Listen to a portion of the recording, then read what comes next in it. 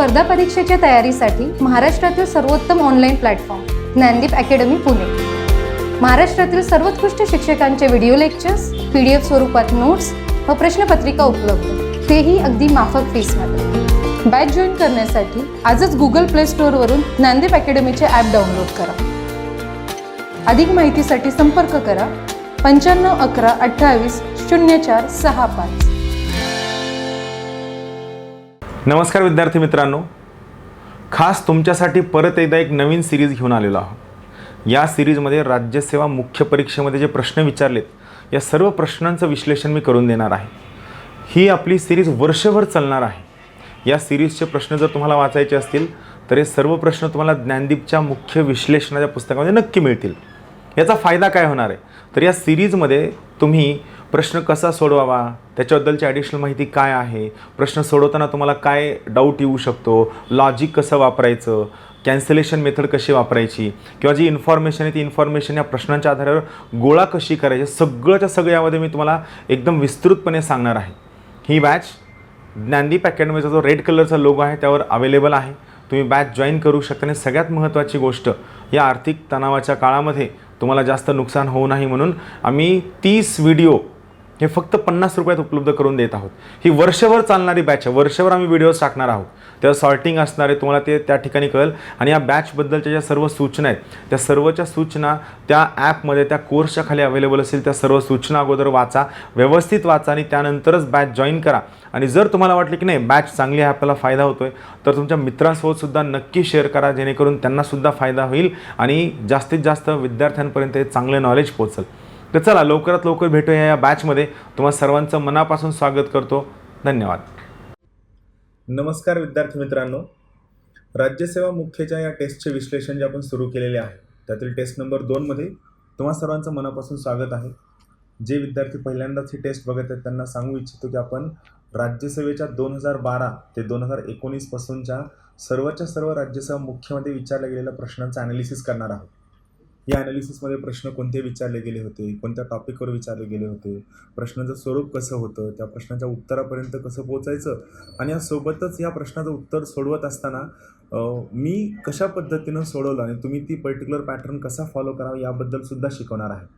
आणि सोडवत असताना मी तुम्हाला सर्वांना सुचवेल, हे जे आपले ज्ञानदीपचं मुख्यच्या विश्लेषणाचं पुस्तक आहे हे पुस्तक नक्की तुम्ही हँडी ठेवा, कारण जेवढी माहिती मी सांगतो आहे त्यापेक्षा कितीतरी जास्त पट्टीची माहिती या पुस्तकामध्ये तुम्हाला मिळणार आहे। या पुस्तकाबाबत सर्वच्या सर्व बाबी या ठिकाणी क्लिअर केलेल्या आहेत। आणि हे पुस्तक तुम्हाला मार्केटमध्ये कुठेही मिळेल, ॲमेझॉनवर सुद्धा मिळेल, फ्लिपकार्टवर सुद्धा मिळेल। फक्त यामध्ये काय आहे की जवळपास 2012 ते 2019च्या राज्यसेवा मुख्यच्या सर्वच्या सर्व विश्लेषणाचे प्रश्न दिलेली आहेत। असे GS1, त्यानंतर GS2, GS3 आणि GS4 असं 4ही विषयांच्या प्रश्नपत्रिका यावरती उपलब्ध आहेत। जवळपास 4800 प्रश्नांचं ॲनालिसिस आपण यामध्ये करणार आहोत, जे तुम्हाला खूप फायद्याचं ठरेल। पहिली टेस्ट आपली झाली होती, तर आपण सुरू करूया। पुढची महत्त्वाची टेस्ट आहे।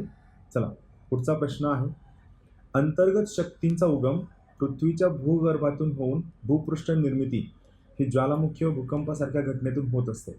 याला अंतर्गत शक्तींना आपण काय म्हणतो, इंटरनल फोर्सेस हा शब्द वापरतो। यामध्ये मी इंग्लिश आणि मराठी दोन्ही शब्दांचा वापर करणार आहे, जेणेकरून UPSC करणारे विद्यार्थी ज्यांनी ठरवलं की नाही आता यावर्षी एक अटेम्प्ट MPSC देऊन पाहायचं आहे, त्या विद्यार्थ्यांना सुद्धा फायदा होईल असं माझं मत आहे।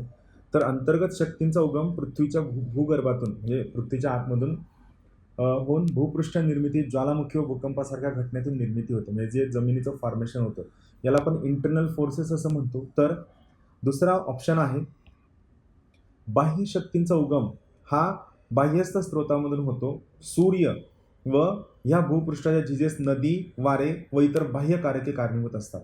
तर इथं लक्षात घ्या, हा जो प्रश्न आहे हा सरळ सरळ स्ट्रेट फॉरवर्ड प्रश्न आहे।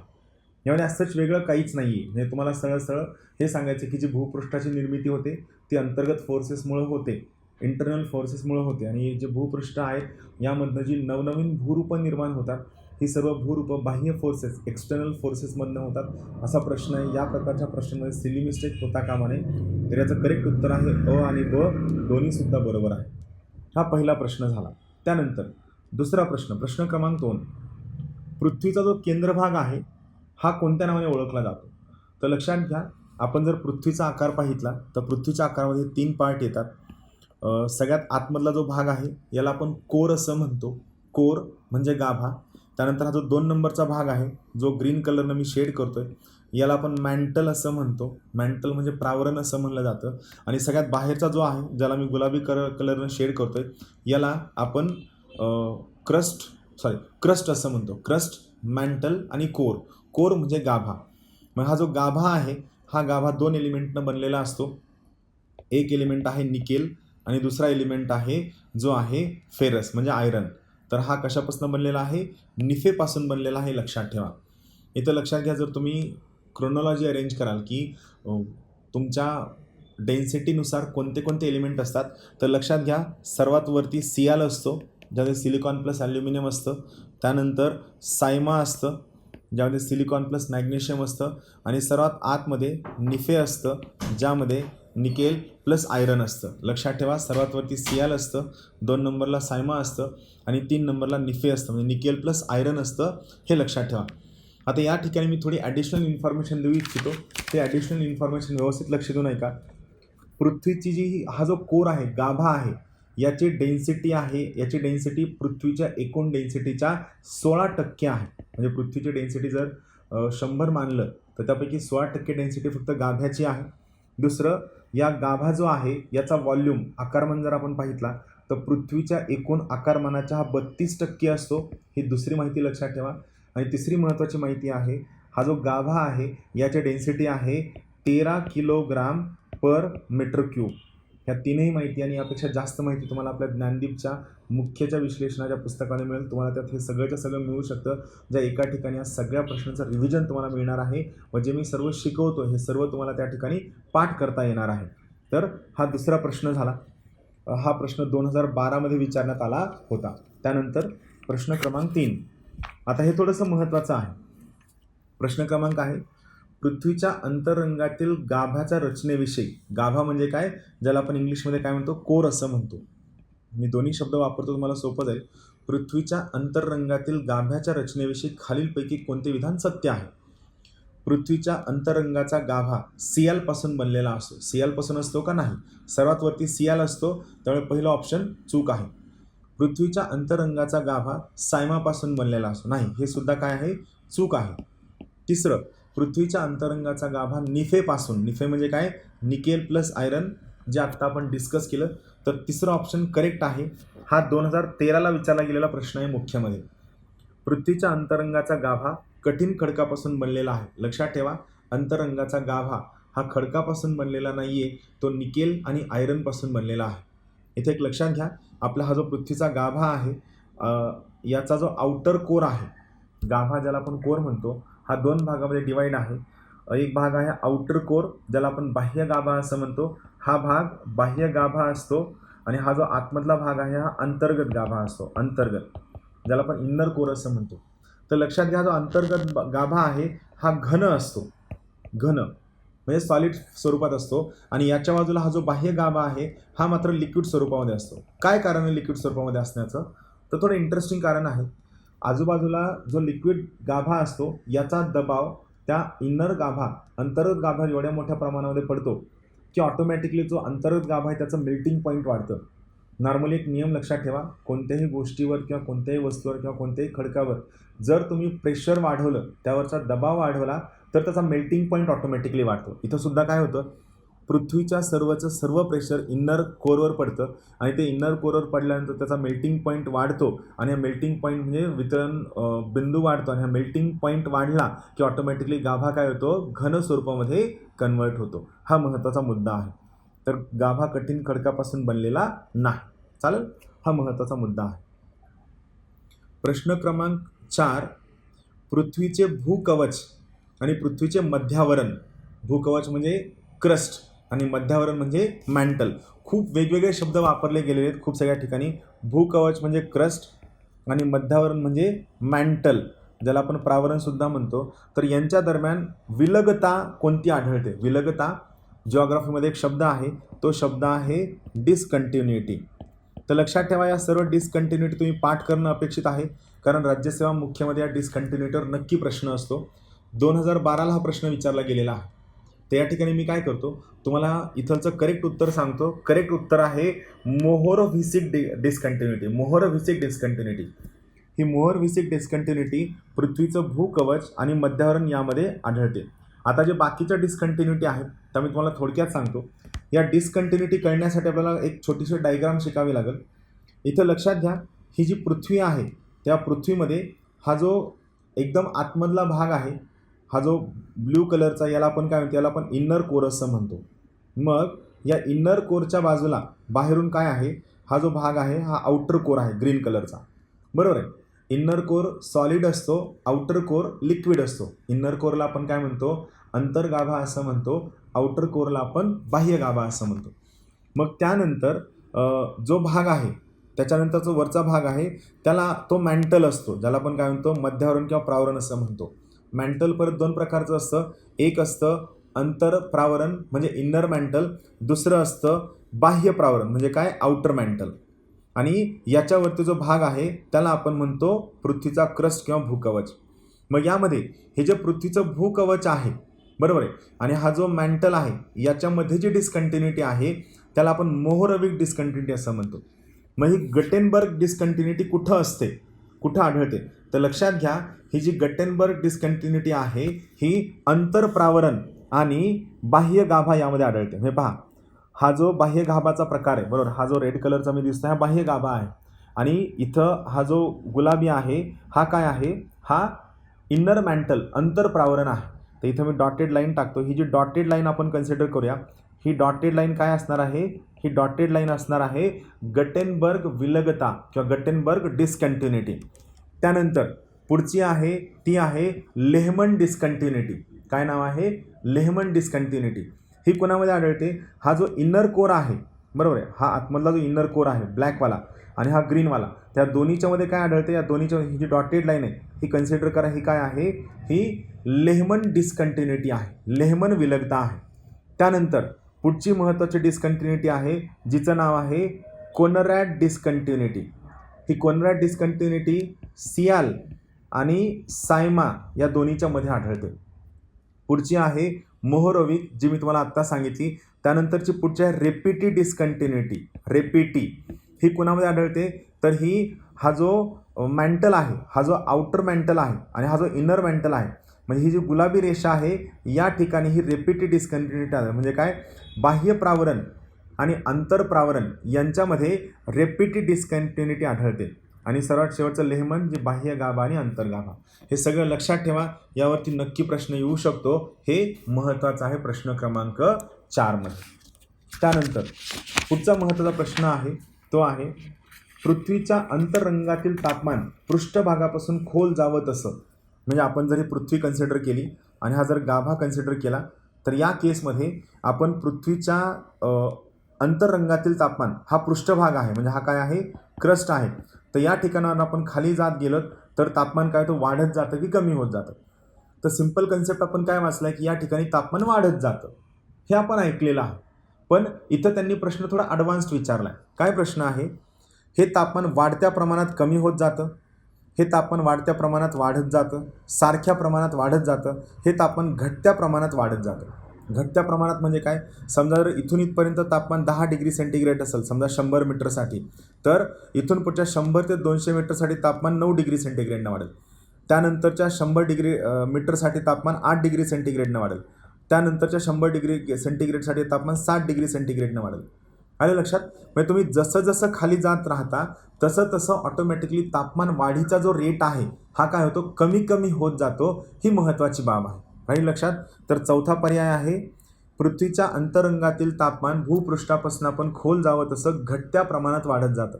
म्हणजे तापमान वाढत आहे, तापमान कमी होत नाही आहे, मात्र तापमानाच्या वाढीचा जो दर आहे हा मात्र कमी कमी होत जातो. यामध्ये व्हॅरिएशन असतं, मात्र नॉर्मली हा नियम लक्षात ठेवा. तुम्ही पृथ्वीच्या भूपृष्ठापासून खाली जाण्यासाठी सुरुवात केलं तर ऑटोमॅटिकली जो तापमान वाढीचा दर आहे हा कमी कमी होण्यासाठी सुरू होतो. इथे एक नाव लक्षात ठेवा, कन्सेप्ट लक्षात ठेवा. आपला जो गाभा आहे या गाभ्याचं तापमान जवळपास 5000 डिग्री सेंटीग्रेड असतं. दुसरा महत्त्वाचा मुद्दा लक्षात ठेवा, प्रत्येक 32 मीटरला तापमान 1 डिग्री सेंटीग्रेडने काय होतं, वाढत जातं. हे दोन्ही मुद्दे लक्षात ठेवा. गाभ्याचं तापमान 5000 डिग्री सेंटीग्रेड असतं आणि प्रत्येक 32 मीटरला हे जे तापमान आहे हे 1 डिग्री सेंटीग्रेडने वाढण्यासाठी सुरू होतं. त्यानंतर प्रश्न क्रमांक 6. पृथ्वीच्या अंतरंगामध्ये पदार्थातील प्रमुख घटक व त्यांचे प्रमाण 17 किलोमीटर खोलीपर्यंत किती आहे? तर याचं सरळ उत्तर लक्षात ठेवा आणि हा डेटा तुम्ही पाठ करा. हा डेटा महत्त्वाचा आहे. याचं करेक्ट उत्तर आहे दुसरा पर्याय आहे. म्हणजे ऑक्सिजनचं प्रमाण किती आहे? ऑक्सिजनचं प्रमाण 47 आहे. आता इथं आणखीन एक लॉजिक काय आहे? इथं लॉजिक लक्षात घ्या. पृथ्वीच्या यामध्ये सर्वात जास्त एलिमेंट कोणता आहे? तर ऑक्सिजन आहे पृथ्वीच्या अंतरंगामध्ये. त्यामुळं पहिला ऑप्शन 2चं 3 आहे आणि चौथ्यासुद्धा 3 आहे. मग दुसरा ऑप्शन तो आहे बचं 1. या ठिकाणी सुद्धा बचं 1 आहे का? इथं बचं 2 आहे. म्हणजे काय? सिलिकॉन 8.1. तर हे चूक आहे, कारण सिलिकॉन हे 2 नंबरला आहे. सर्वात जास्त ऑक्सिजन 2 नंबर सिलिकॉन. म्हणजे 2 मुद्दे जर तुम्हाला माहीत असेल तर ऑटोमॅटिकली तुम्हाला क्लिअर होतं.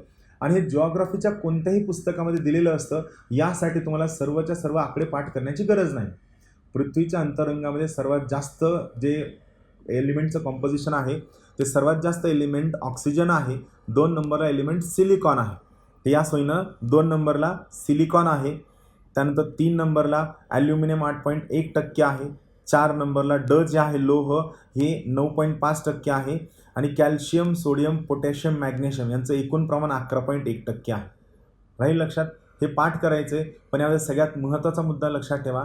जर पृथ्वीच्या अंतरंगामध्ये आढळणाऱ्या सर्वात जास्त 2 एलिमेंटची नावं तुम्ही शोधली तर एक ऑक्सिजन आहे आणि दुसरं सिलिकॉन आहे. हे दोन्ही नावं जरी तुम्हाला कळली तरी तुमचा प्रश्न मिटलेला असतो. यामध्ये हे जे बाकीचे एलिमेंट्स आहेत त्यांचं थोडं प्रमाण मी तुम्हाला सांगतो, ज्यामध्ये तुम्हाला तो अंदाज येऊन जाईल.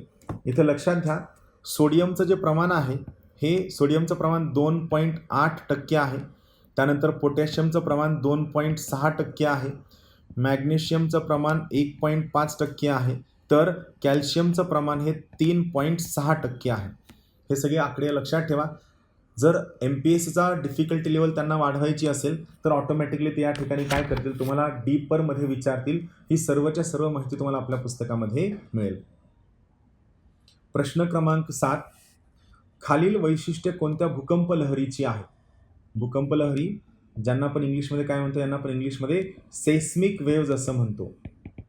लक्षात ठेवा, सेस्मिक वेव्जवर नक्की प्रश्न असतो. सेस्मिक वेव्ज यामध्ये 2 महत्त्वाच्या सेस्मिक वेव्ज आहेत. एक आहे प्राथमिक लहरी ज्यांना आपण प्रायमरी वेव्ज असं म्हणतो.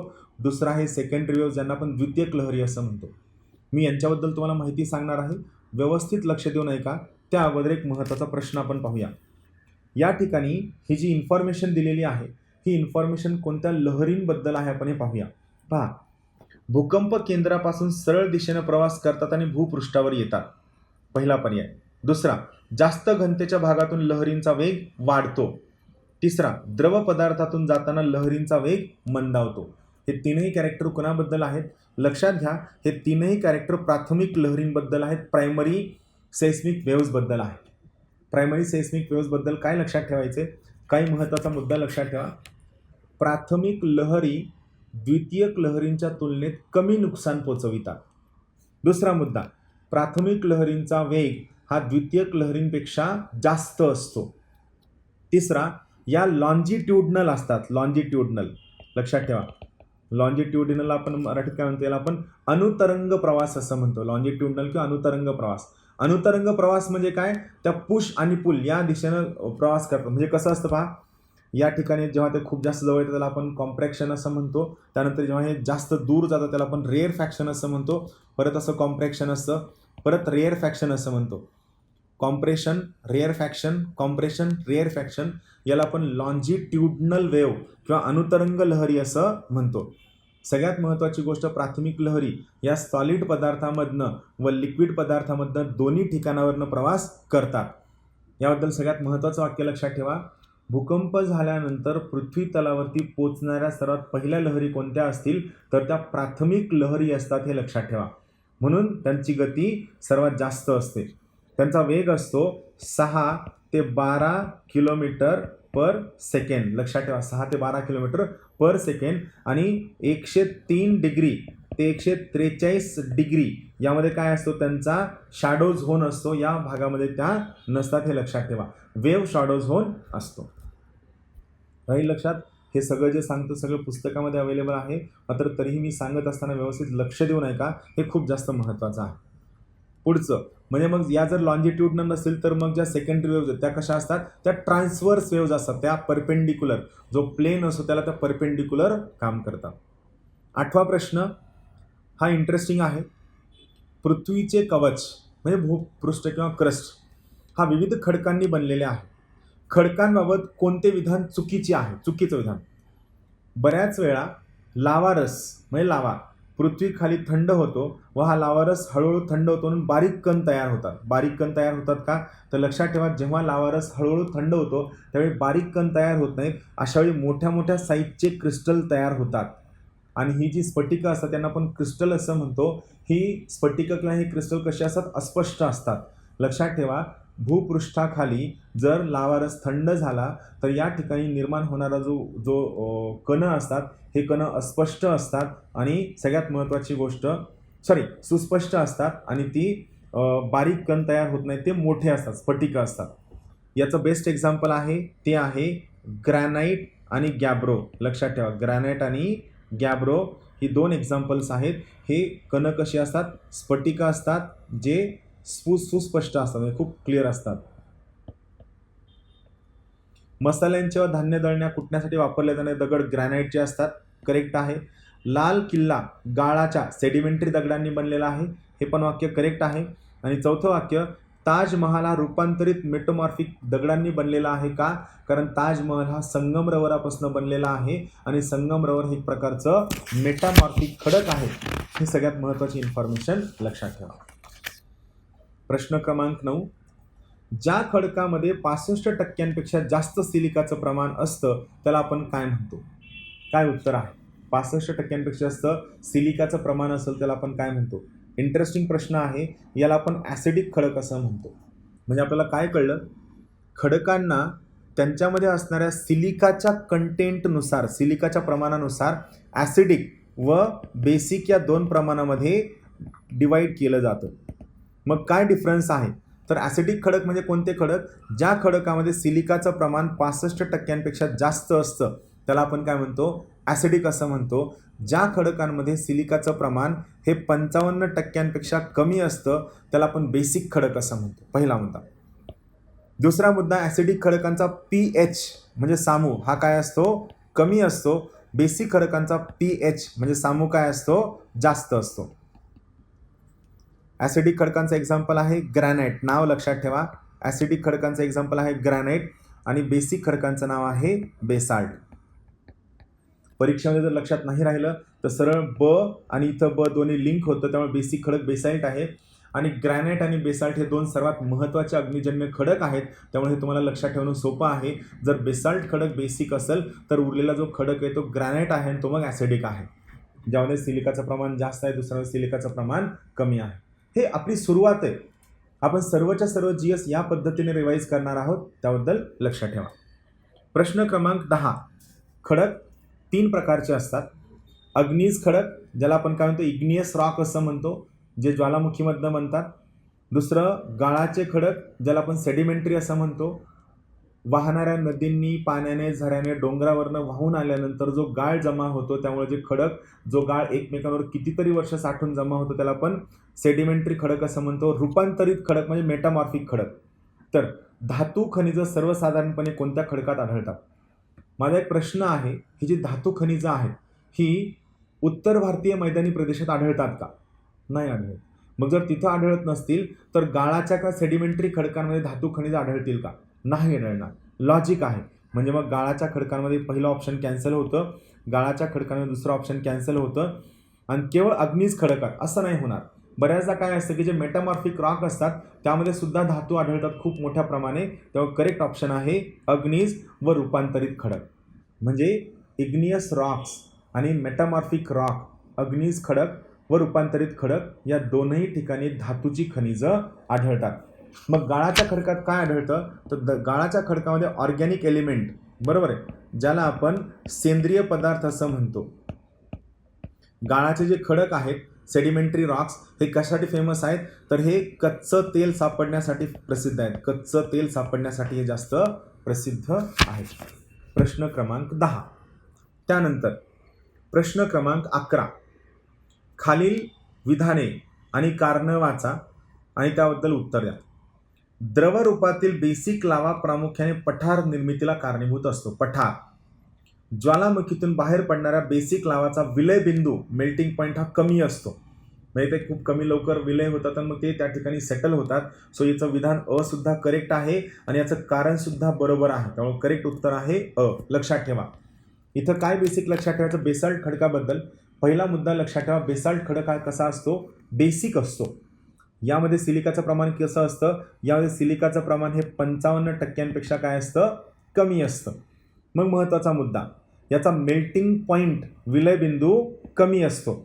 आणि सगळ्यात महत्त्वाची गोष्ट, या बेसाल्ट खडकामध्ये जी स्फटिकं निर्माण होतात, हा बेसाल्ट खडक थंड झाल्यानंतर ही स्फटिकं अस्पष्ट असतात. लक्षात ठेवा, हे जे स्फटिक निर्माण होतात, क्रिस्टल निर्माण होतात, ही स्फटिकं अस्पष्ट असतात, हे लक्षात ठेवा. प्रश्न क्रमांक 11. प्रश्न क्रमांक 12, खालीलपैकी कोणत्या सागर गर्ता याला आपण इंग्लिशमध्ये काय म्हणतो, याला आपण ट्रेंच असं म्हणतो. ट्रेंच म्हणजे जो समुद्रातील खूप अत्यंत खोल असा भाग असतो, त्याला आपण ट्रेंच असं म्हणतो. खालीलपैकी कोणत्या सागर गर्ता ह्या प्रशांत महासागरात नाहीत. आता आपण लॉजिक लावूया. टोंगा ऑब्व्हियसली आहे. का आहे, कारण आपल्याला ते माहिती आहे. टोंगा आणि मरियाना हे दोन तर आहेतच. का आहेत, कारण मरियाना ट्रेंच हा सर्वात खोल आहे, तो आपल्याला माहीत आहे. ज्या ठिकाणी ब नाही आहे किंवा ज्या ठिकाणी अ नाही आहे ते ऑटोमॅटिकली कॅन्सल होतं. सो या सोयीनं फक्त क नाही आहे असं होऊ शकतं, ब आहे सो हे कॅन्सल होऊ शकतं, अ दिलेलंच नाही आहे त्यामुळे त्याच्याबद्दल विचारही करायचा नाही. जावा गर्त, आता जावा गर्त कुठं आहे तुम्हाला माहिती आहे. जावा गर्ता कुठं आहे, हा हिंद महासागरामध्ये आहे, हे सगळ्यांना माहीत असायला हवं. सो क नाही आहे, सो क इथं ड नाही आहे. सो अल्टिमेटली काय उत्तर राहतं, क आणि ड. म्हणजे तुम्हाला काहीही जास्त माहीत नसताना सुद्धा तुम्ही लॉजिकवर ही सगळी उत्तरं सोडवू शकता.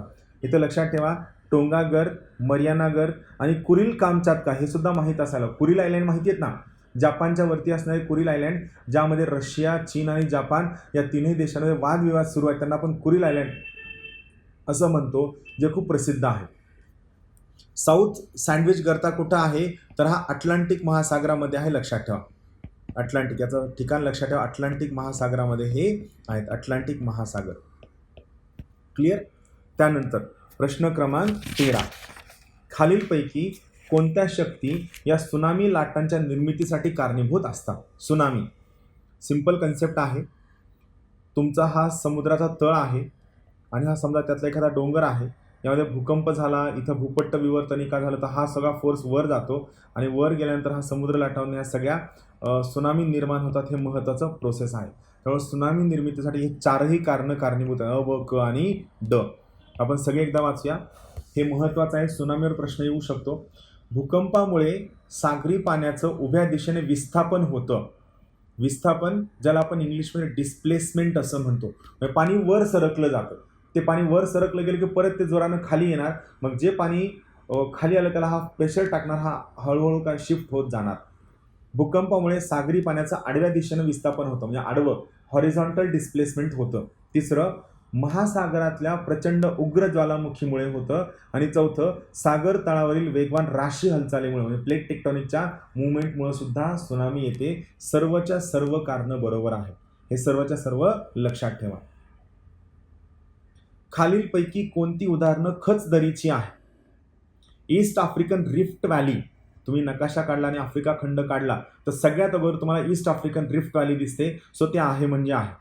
जर अ असेल तर त्या केसमध्ये हा जो पर्याय आहे ब, दुसरा पर्याय आणि चौथा पर्याय ऑटोमॅटिकली कॅन्सल होतो. दुसरा पर्याय कॅन्सल होतो आणि सोबत हा चौथा पर्याय कॅन्सल होतो. आता नर्मदा आणि तापी बरोबर आहे. खालचं आपलं पेनिन्सुलर इंडिया आहे, वरचं उत्तर भारत आहे आणि या दोघांच्या मध्ये खचदरी आहे, नर्मदा आणि तापी. सो ब ऑप्शन सुद्धा करेक्ट आहे. मग जर फक्त ब ऑप्शन असेल तर काय करेक्ट यायला हवं, अ आणि ब. गंगा, यमुना, ब्रह्मपुत्रा नाही वाचलं तरी सुद्धा चालतं. करेक्ट ऑप्शन आहे अ आणि ब. लक्षात ठेवा, अ आणि ब हे करेक्ट उत्तर आहे. हा खूप साधा प्रश्न आहे, PhD करण्याची गरज नाही आहे. सिम्पल लेवलला तुम्ही हा प्रश्न सोडवू शकता. लक्षात ठेवा, कोणत्याही प्रकारचं परीक्षा जर क्रॅक करायची असेल तर आपण PhD लेवलला अभ्यास करतो, तसं न करता सगळ्यात अगोदर तुमचं बेसिक्स चांगलं कव्हर करा, तुमची उत्तरं करेक्ट येतील.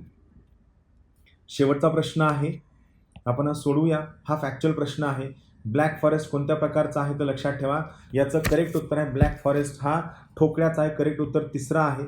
ब्लॅक फॉरेस्ट हा ठोकळ्याचा पर्वत आहे. हा कुठं आहे? हा जर्मनीमध्ये आहे. पहिला महत्त्वाचा मुद्दा. ॲपेलेशन पर्वत जो आहे हा घडीचा पर्वत आहे, ज्याला आपण फोल्ड माउंटेन असं म्हणतो. हा कुठं आहे तर हा उत्तर अमेरिकेमध्ये आहे. घडीचा पर्वत उत्तर अमेरिकेमध्ये आहे, ॲपेलेशियन. त्यानंतर राजमहल पर्वत हा अवशिष्ट म्हणजे रेसिड्युअरी माउंटेन आहे. हा भारतामध्ये आहे. राजमहल हिल्स, राजमहलच्या टेकड्या. आणि पोपा पर्वत ज्वालामुखी पर्वत आहे. हा ज्वालामुखी पर्वत कुठं आहे? हा म्यानमारमध्ये आहे. हे लक्षात ठेवा. या पद्धतीने आपण प्रश्न डिस्कस करत राहू. आणखीन खूप सर्व प्रश्न मी घेऊन येणार आहे. तोपर्यंत सर्वांना खूप खूप शुभेच्छा. धन्यवाद. थँक्यू. स्पर्धा परीक्षेच्या तयारीसाठी महाराष्ट्रातील सर्वोत्तम online platform Dnyandeep academy Pune. महाराष्ट्रातील सर्वोत्कृष्ट शिक्षकांचे व्हिडिओ लेक्चर्स, PDF स्वरूपात नोट्स व प्रश्नपत्रिका उपलब्ध, तेही अगदी माफक फीसमध्ये. बॅच जॉईन करण्यासाठी आजच Google Play Storeवरून ज्ञानदीप अकॅडमीचे ॲप डाउनलोड करा. अधिक माहितीसाठी संपर्क करा 95 11 28 04 65.